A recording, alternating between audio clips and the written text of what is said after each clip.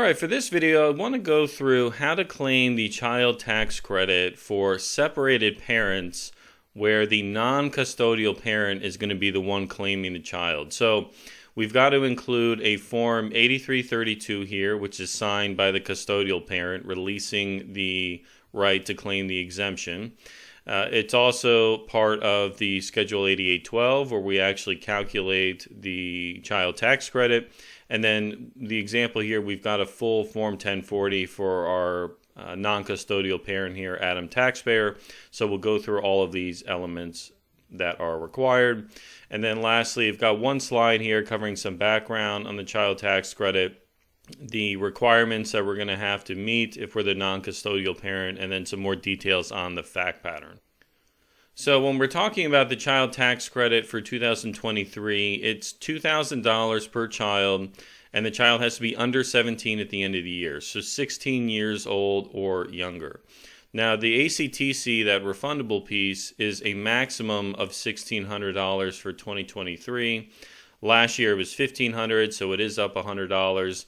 But there are some pending changes in Congress right now to try to get this increased to $1,800. As of now, that hasn't passed through the Senate yet, so it's still an unknown. Now, what are the general requirements to claim the CTC? Well, these are the various tests you have to meet. And when you have a situation with separated parents, the two tests that are most problematic are the residency test and the dependency test. So in order to claim the child tax credit, you have to claim the child as a dependent on your return. And then also you have to meet the residency test where the child lived with you for more than half of the year. So in situations where you have separated parents, the non-custodial parent, which the child does not live with them for more than half of the year, can still claim the dependency exemption and meet this CTC requirement if the custodial parent waives their right to claim the child. Now, this often happens in cases where the custodial parent maybe doesn't work or doesn't earn a lot of money, the non-custodial parent does, so the child tax credit benefits the non-custodial parent more. So the custodial parent generally is going to have the first right to claim, but they can sign a release on the 8332, which the non-custodial parent will include with their return, and then they can claim the child for the child tax credit.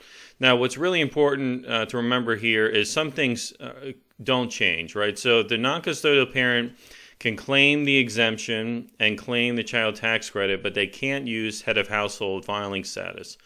So they would still, if they're single and unmarried, even though you're claiming a child as a dependent, which generally means you're eligible for HOH filing status, you can't use it. So in our example here, we have Adam taxpayer and Jane are divorced. Jane is the custodial parent of their 4-year-old son, Michael, who lives with Jane for 11 months out of the year. Okay, so given that residency test, Adam wouldn't be able to meet it because the child does not live with him for more than half of the year, right? Adam lives with Jane. Adam pays alimony and some child support to Jane, and so Jane decides, she's going to sign over the dependency claim to Adam because they've agreed it benefits him more than it would for her. So she signs over the 8332 to release the claim to Adam, and she does this for not just the 2023 tax year, but she does it through 2026. And so we'll see on the form how you can go about doing that. So just to set the stage on Adam's profile here, so we've got Adam, taxpayer. He's a single filing taxpayer. Remember, he can't use head of household. And so his dependency claim down here for his son, he's got Michael, taxpayer, Michael's social security number, the relationship, and he is checking the CTC in box 4. Now, as far as income, we can see Adam's got some wages, he has some investment income, and so his total taxable income is $151,922, and his total taxes owed are $29,809. So we can see here that Adam is going to be able to get the full benefit of the $2,000 tax credit because his AGI is under the relevant threshold, and he has enough tax to cover all the non-refundable credit.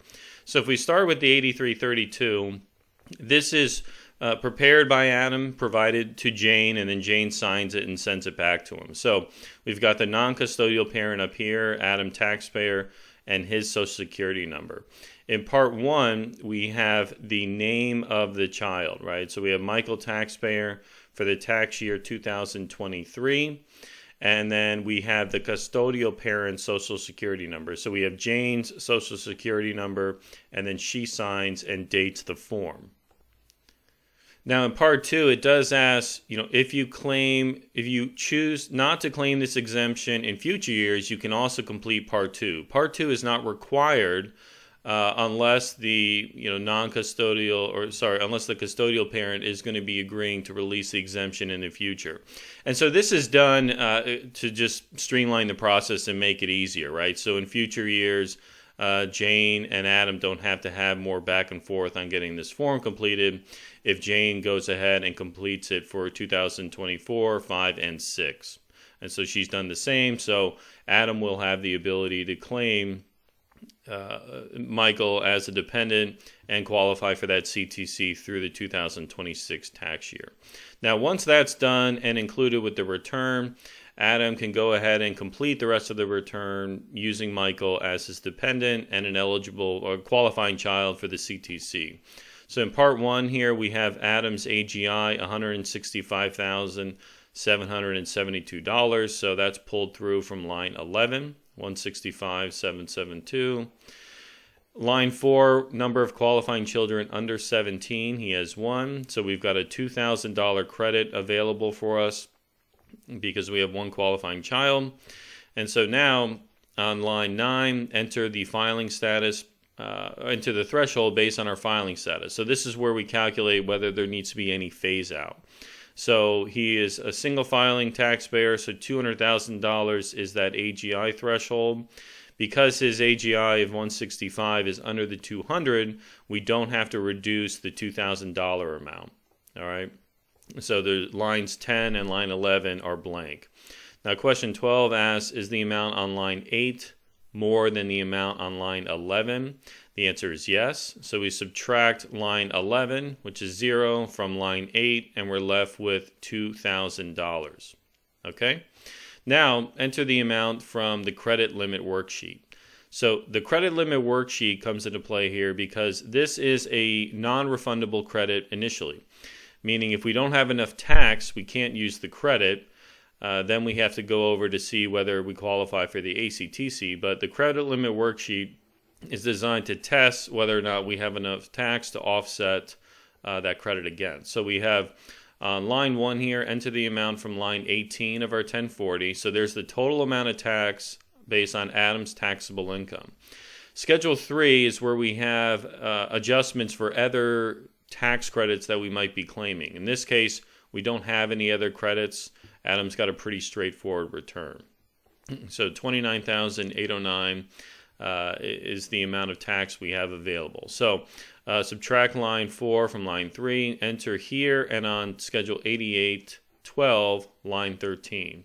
So if we go back to 8812, line 13, we enter the tax.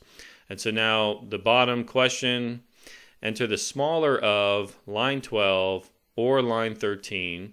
Line 12 is the smaller amount, so this is our CTC amount. So $2,000 is reported back up on page 2 of the 1040, line 19. So we have our CTC from 8812, $2,000. So in this scenario, Adam's tax of $29,809 is reduced by the full $2,000 credit. So his net taxes on his income for the year are $27,809. All right, so that covers it for this tutorial. I hope that was helpful. Any questions, feel free to leave a comment below, and I look forward to seeing you on the next video. Thank you.